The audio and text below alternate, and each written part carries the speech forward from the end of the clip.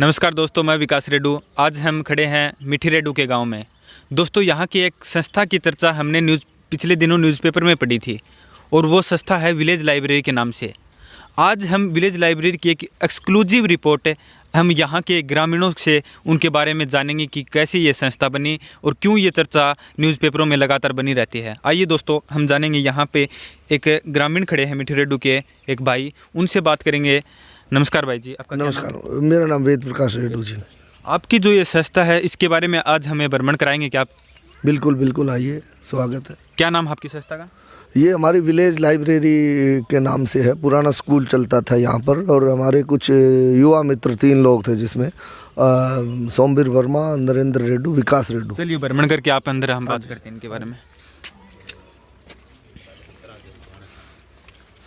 तो आपकी ये संस्था है यहाँ पे? हाँ, ये देखिए, ये पूरा प्रांगण आप देखते हैं। ये हमारा पुराना स्कूल था और फिर बाद में ये जो 3 मित्र मैंने बताया, इन्होंने एक विचार रखा, मेरे सामने ही रखा शुरू में। फिर बाद में जाकर के हमने गांव के लोगों से बातचीत की और इसको एक व्यवस्थित रूप हमने लाइब्रेरी का दिया।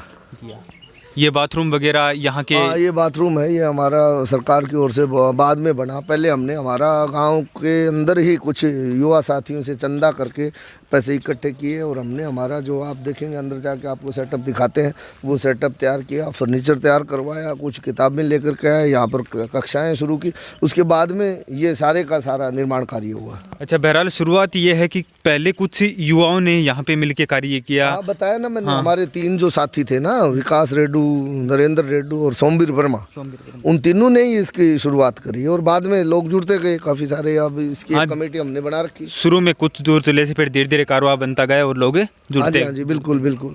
तो ये पेड़ पौधे भाई साहब, पेड़ पौधे हमने देखिए ज़्यादा, हमें शुरू में जो हमने काम किया उसके बाद में कोविड आ गया और कोविड की वजह से बाद में लेट इस बार ही हम ये वृक्षारोपण पौधे वगैरह हमने लगाए हैं, जो अब बन चुके हैं, धीरे धीरे बढ़ रहे हैं। और अगर चारों ओर ये पौधे बन जाएंगे तो बहुत अच्छा ये प्रांगण लगेगा। आप पूरे प्रांगण पे फोकस करें, देखें इसको, पूरे प्रांगण को, कितना बड़ा अच्छा प्रांगण है। और इसमें एक टिन शेड बन गया है, कमरे पहले से व्यवस्थित थे, उनको हमने रंग रोगन करवा के अच्छे व्यवस्थित कर दिए।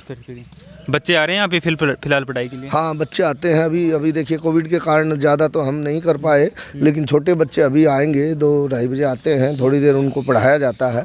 और अब कोविड के कारण जब स्कूल कॉलेज खुल जाएंगे उसके बाद व्यवस्थित कक्षाएं हम यहाँ शुरू करेंगे। पेड़ हैं, ये कब से लगाए आपने? ये पेड़ इस बार जो बारिश हुई थी ना, जुलाई अगस्त, उसके बाद लगाए हैं। अभी 4-5 महीने के ही हुए हैं, लेकिन काफ़ी ग्रोथ, अच्छी ग्रोथ चल रही है इन पेड़। ये परिसर ईंटों का, ये फिर टिन शेड है, ये पहले से ही था? ये पहले से नहीं था, ये बाद में ग्राम पंचायत से इसका पैसा आया है और सरपंच ने ये बनवाया है।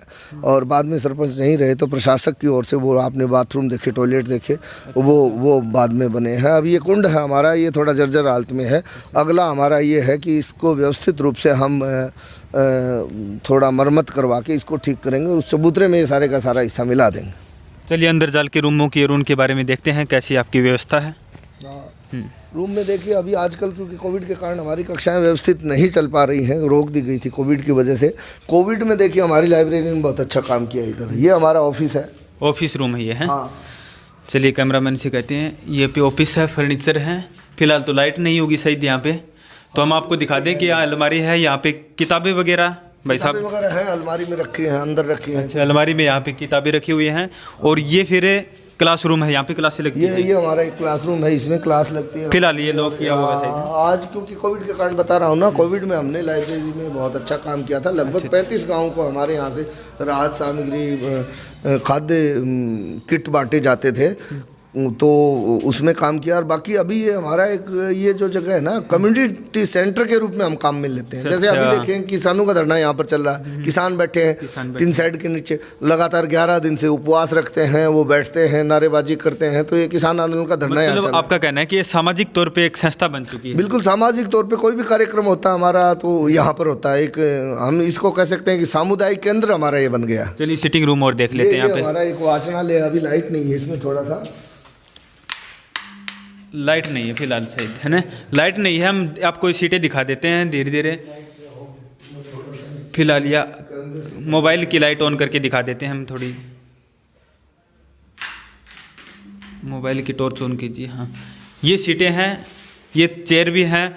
फिलहाल कोविड के कारण यहाँ पे बच्चे नहीं आ रहे हैं। लाइट है। हाँ, कोविड के कारण यहाँ पे बच्चे फिलहाल नहीं आ रहे हैं, तो उसके छोटे बच्चों की क्लास अभी लगती है, ट्यूशन वगैरह कुछ बच्चे अभी भी आए हैं पढ़ने, छोटे बच्चों की क्लास लगती हैं।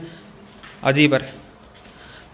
हमारे यहाँ पे एक सर हैं, छोटे बच्चों को पढ़ाते हैं। आप पढ़ाते हैं छोटे बच्चों को? हाँ जी, छोटे बच्चों को ये सर भी पढ़ाते हैं, यहाँ पे ट्यूशन लगवाते हैं। तो भाई जी, हमने न्यूज़पेपर में पढ़ा था कि ये गांव का नवयुग मंडल चलता था, उसके तहत ये कार्य कर रहे हैं।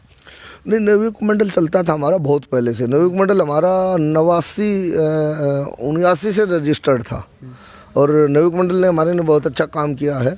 देश का सर्वश्रेष्ठ युवा मंडल हमारा नवयुग मंडल रहा है।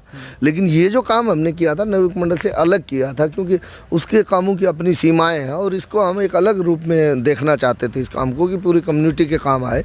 और उसी तरह का ये बन भी गया है, काफ़ी कुछ रूप ग्रहण कर चुका है। इसको हम और आगे बढ़ाने की कोशिश करें। मिट्टी रेडू गाँव चर्चा में इसलिए भी रहता था कि यहाँ के एक भाई थे श्रीनिवास रेड्डू, फिलहाल तो वो हमारे बीच नहीं हैं, उनका स्वर्गवास हो गया। तो उन्होंने यहाँ से सादुलपुर विधानसभा क्षेत्र से चुनाव भी लड़ा था। अपने भाई जी के बारे में कुछ बातें बताइए। हाँ, बिल्कुल, चुनाव भी लड़ा था। उन्हीं की बदौलत हमारा नवयुग मंडल जो है भारत का सर्वश्रेष्ठ मंडल बन चुका। उन्होंने कई सारे रिकॉर्ड इस तरह के जो बनाए, उनके लिए उन्हें हमेशा याद किया जाएगा। हमारे दिलों में हमेशा उनकी जगह बनी रहेगी। देखिए, सबसे ज़्यादा पेड़ लगाने का एक आंदोलन उन्होंने चलाया था। अच्छा, एक आंदोलन चला था वो। 1,07,000 पेड़ हमने यहाँ पर मात्र 5 मिनट के अंदर लगाए थे। अच्छा, वो बहुत अच्छा बड़ा रिकॉर्ड है। दूसरा, ये जिले का सबसे पहला साक्षर गांव है। शायद गिनीज बुक में भी ये रिकॉर्ड है। हाँ, वो पेड़ वाला रिकॉर्ड है, लिम्का रिकॉर्ड बुक में दर्ज है। दूसरा, ये गांव है जिले का सबसे पहला साक्षर गांव है, वो भी उन्हीं की बदौलत था। एक और खबर बता दी दोस्तों, मिट्टी रेडू गांव जिले का प्रथम साक्षर गांव है। बिल्कुल, 5 लाख रुपए उस समय इनाम मिला करता था। AC भट्ट कलेक्टर हुआ करते थे। श्रीनिवास भाई ने आंदोलन चलाया और पूरे गांव में बड़े जोर शोर से आंदोलन चला और सारे गांव को उन्होंने साक्षर बनाया। वो 5 लाख रुपए भी हमने लिए, जो सड़क निर्माण में हमने लगाए थे बाद में, इनाम के तौर पर जो पैसा मिला था वो।